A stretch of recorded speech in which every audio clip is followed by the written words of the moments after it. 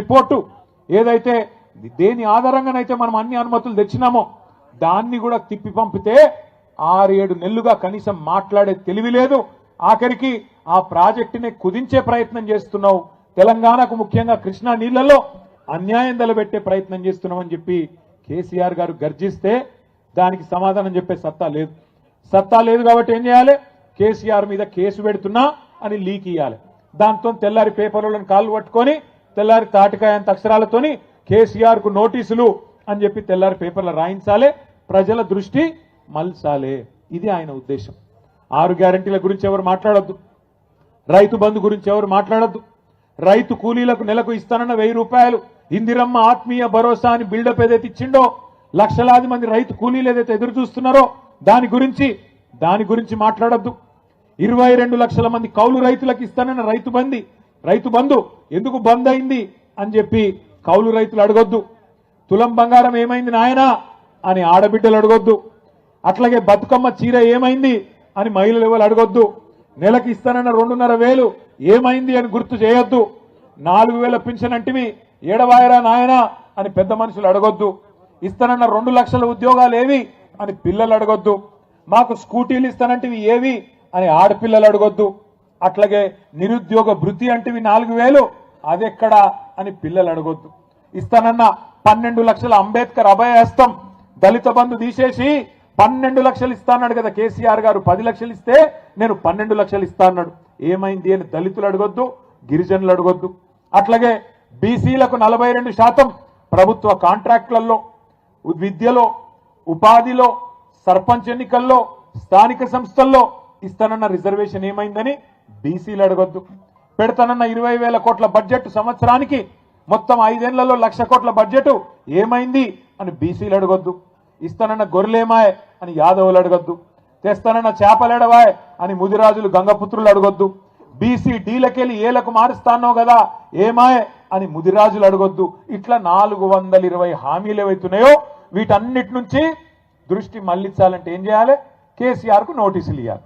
అందుకే ఇలా నోటీసులు ఇచ్చి ప్రజలను మళ్ళొక్కసారి పత్రికలను మేనేజ్ చేసి, టీవీలను మేనేజ్ చేసి గందరగోళం చేసే ప్రయత్నం చేస్తున్నాడు ముఖ్యమంత్రి. దయచేసి నేను మీ అందరికి ఒకటే విజ్ఞప్తి చేస్తున్నా. మహాభారతంలో చెప్తారు, అర్జునుడు విలువిద్య నేర్చుకునేటప్పుడు ఒకటే మాట చెప్తారట వాళ్ళ గురువు గారు ద్రోణాచార్యుడు. ఏమని? నీ మొత్తం దృష్టి చిలుక కన్ను మీదనే ఉండాలి, కొడితే చిలుక కన్నునే కొట్టాలి తప్ప ఇంకేది కనబడద్దు. చెట్టు కనబడద్దు, చెట్టు మీద ఉన్న దానికి ఉన్న మరి కొమ్మలు కనబడద్దు, కొమ్మ చుట్టూ ఉన్న ఆకులు కనబడద్దు, ఏది కనబడద్దు. ఆ చెట్టు మీద కూర్చున్న చిలుక కన్నుకే కొట్టాలని చెప్పి తదేక దీక్షతోని దృష్టి పెట్టి కొట్టుమనేదైతే చెప్తాడో మన కేసీఆర్ గారు కూడా మీకు అదే చెప్పమని చెప్పిండు నల్లగొండలో. ఒకటి మన దృష్టి, మన మీద ఎన్నెన్న కేసులు పెట్టుకొని, కేసులు పెట్టని, అవసరమైతే జైలుకు పంపని, ఏమన్నా కానీ కాంగ్రెస్ ను మాత్రం ప్రజాక్షేత్రంలో 420 హామీలు అమలు చేసేదాకా, నల్లగొండ మహబూబ్ నగర్ జిల్లా రైతాంగానికి కృష్ణా జలాల్లో న్యాయం జరిగేదాకా వదిలిపెట్టే సమస్య లేదు. పోరాటం ఎంత దాకైనా పోదామనే మాట కూడా నేను మళ్ళొక్కసారి మీకు విజ్ఞప్తి చేస్తా ఉన్నా. భయపడకండి, ఎవ్వలతోనేం కాదు. కాంగ్రెస్ వాళ్ళకంత ధైర్యం కూడా లేదు. కేసీఆర్ గారు గర్జిస్తే ఈ జిల్లా మంత్రులు, నీళ్ల మంత్రి కూడా ఈ జిల్లాలోనే ఉన్నాడు. పాపం ఆయనకు నీళ్ల గురించి కూడా తెలియదు. నిన్న ప్రెస్ మీట్ పెట్టి నేను చూస్తా ఉంటా. ఆయనకి ఏం తెలియదు. ఏమన్నంటే నేను ప్రిపేర్ అయ్యి రాలే, రేపు వస్తా అంటాడు. మళ్ళా ఒక ఆయననేమో ప్రిపేర్ అయ్యి రాడు, ఇంకొక ఆయనేమో నీళ్లు వాటర్ నేను ఎక్కువ చెప్పా ఆయన గురించి. గిసంటోళ్ళు ఈ జిల్లా మంత్రులు. ఏం తెలుసు వీళ్ళకు? నీళ్ల గురించి తెలుసా? ప్రజల అవస్థల గురించి తెలుసా? అడ్డమైన అబద్ధాలు చెప్పి అర్రాసు పాట పాడి ఇవాళ అడ్డదారిలో అధికారంలోకి వచ్చి కూర్చున్నారు. మీదికెళ్ళి ఇవాళ హుంకరిస్తా ఉన్నారు, బెదిరించే ప్రయత్నం చేస్తున్నారు. బెదిరింపులు అంటే మామూలు బెదిరింపులు కాదు. ఇక్కడే ఎల్లారెడ్డిగూడెంలో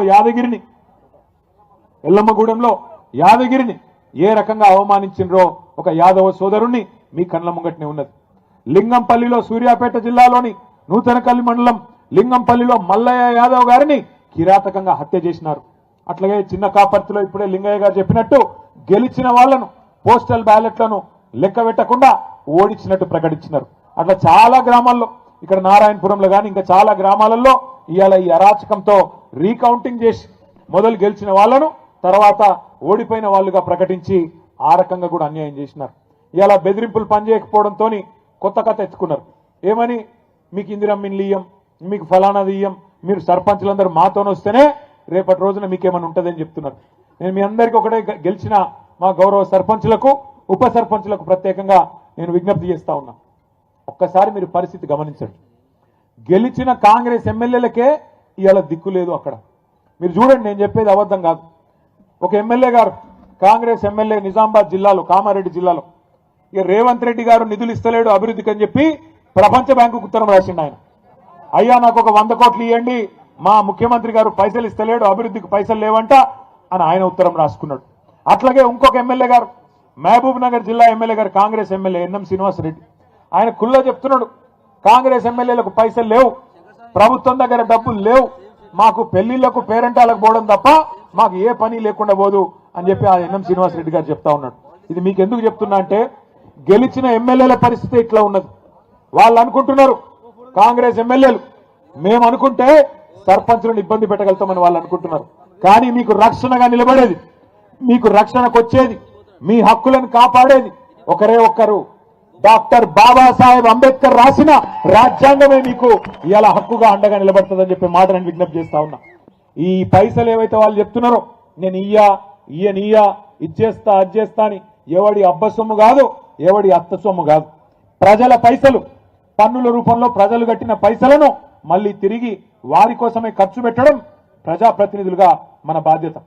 ప్రజాప్రతినిధులుగా ఇవాళ దేశంలో 5 అంచెల్లో ప్రభుత్వాలు ఉన్నాయి.